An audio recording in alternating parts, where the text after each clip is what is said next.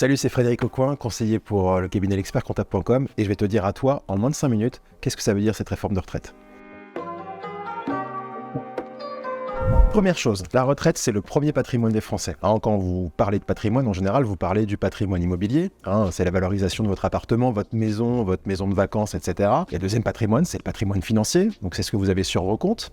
L'assurance vie, livret A, ce que vous voulez. Et puis, la troisième partie, c'est le patrimoine social. C'est ce que vous doit l'État par rapport à toutes les cotisations sociales que vous avez contribué toute votre vie sur votre bulletin de paye, sur votre salaire, sur votre rémunération d'indépendant. Et ce patrimoine social, ça correspond finalement à la somme des pensions de retraite que vous allez avoir dans toute votre vie. La pension de retraite moyenne en France, c'est 1 300 € par mois. Tout sexe confondu, peu importe le statut. Et que la durée moyenne d'une retraite en France, c'est 25 ans. Donc vous faites 25 fois 1 300 € par mois, on est quand même à quelques milliers d'euros de patrimoine que vous doit l'État français. Et c'est pour ça que dès qu'il y a un chamboulement, dès qu'il y a une modification, évidemment, ça peut être pour certaines catastrophes, pour certains, un pouvoir d'achat un peu moins fort après l'activité. Dans ce contexte, la retraite n'a pas changé. On est toujours sur un système par répartition, c'est-à-dire que tous les actifs vont contribuer aujourd'hui pour les retraités actuels. Ce patrimoine justement social, c'est ce qui fait essentiellement vivre les retraités. Il y a 95% du pouvoir d'achat d'un retraité, c'est la retraite par répartition. Donc dire que demain il n'y aura pas de système, ça paraît un peu compliqué parce que ça veut dire que si le système s'arrête, l'ensemble des retraités vont habiter chez leurs enfants et leurs petits-enfants. Je ne peux pas vous dire si c'est bien ou pas, mais en tout cas c'est la réalité. Donc ce que fait aujourd'hui l'État, et ce qu'a toujours fait l'État depuis 20 ans, c'est de conserver ce système.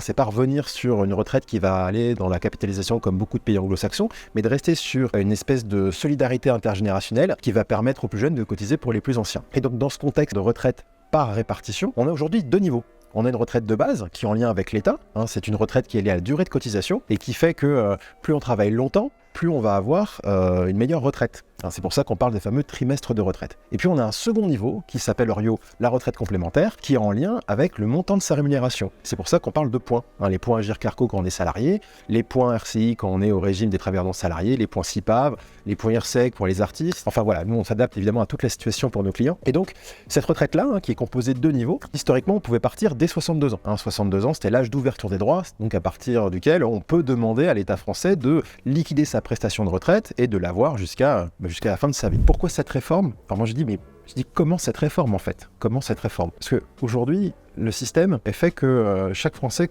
contribue à 2 choses. Quand vous regardez ce que vous payez en tant que Français, peu importe, vous soyez chef d'entreprise, salarié, peu importe, vous avez 2 contributions. Des contributions au niveau de l'impôt et des contributions sociales.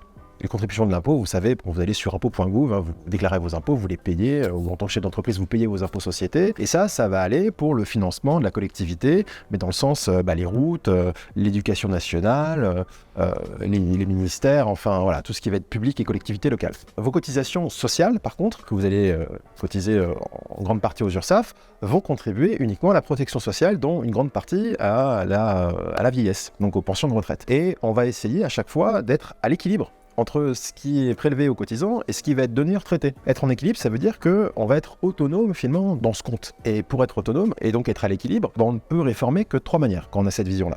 La première manière, c'est d'augmenter les cotisations sociales pour financer encore les retraites et donc maintenir le système. Donc augmenter les cotisations sociales, c'est soit baisser le salaire des gens, ou soit augmenter les charges des patrons. Voilà, ça peut être compliqué quand politiquement on veut que l'économie soit plutôt souple. Après, la deuxième partie, c'est baisser les retraites. Baisser les retraites, ça peut être interprété comme une défiance au niveau d'un contrat social, ou quand on travaille 42 ans pour quelque chose, c'est difficile quand on arrive en retraite, finalement, d'avoir une retraite en début, et puis que l'État nous retire. C'est ce qui s'est passé en 2017, quand Macron a décidé d'augmenter la CSG sur les retraites les plus importantes. Politiquement, ça a été compliqué à être accepté, et ça a d'ailleurs été retiré. Donc finalement, la partie augmentation des charges sociales, ça pouvait être interprété comme compliqué, la baisse des retraites aussi compliquée, donc la variable finalement ça a été logiquement d'augmenter l'âge de départ pour augmenter la proportion de cotisants par rapport à la portion de retraités. Il ne faut pas oublier qu'aujourd'hui, on est sur un système qui aussi a à peu près 1,8 salariés pour un retraité. Quand on a initié le système de retraite en France juste après la Seconde Guerre mondiale, on était quasiment à 5 actifs pour un retraité. Donc évidemment, pour conserver le système, cette notion de décalage d'âge de départ légal pourrait s'apparenter comme la chose la moins pénible pour les cotisants. Si vous voulez, la retraite, c'est un sujet qui est très personnel.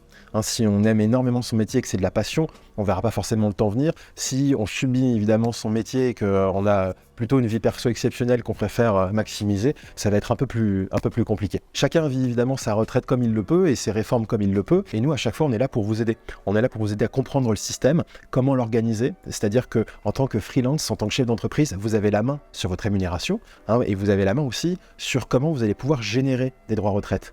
Générer des droits retraite si vous êtes en SASU, générer des droits retraite si vous êtes en URL, si vous êtes freelance, si vous êtes en micro-entreprise. On a la main en fait pour vous donner les conséquences de vos cotisations sociales et de vous dire à quelle sauce vous allez être mangé plus tard. Évidemment, pas de politique là-dedans, juste de l'information et on vous aide justement à avoir ces curseurs pour faire face à l'avenir et de le vivre avec sérénité. C'est pour ça qu'on a dédié une nouvelle équipe au sein de l'expertcomptable.com qui va vous permettre de vous aider à recalculer vos droits, à regarder s'il n'y a pas quelques erreurs dans votre historique de droits, parce que vous avez un relevé où apparaît justement tous les trimestres et tous les points que vous avez déjà eus.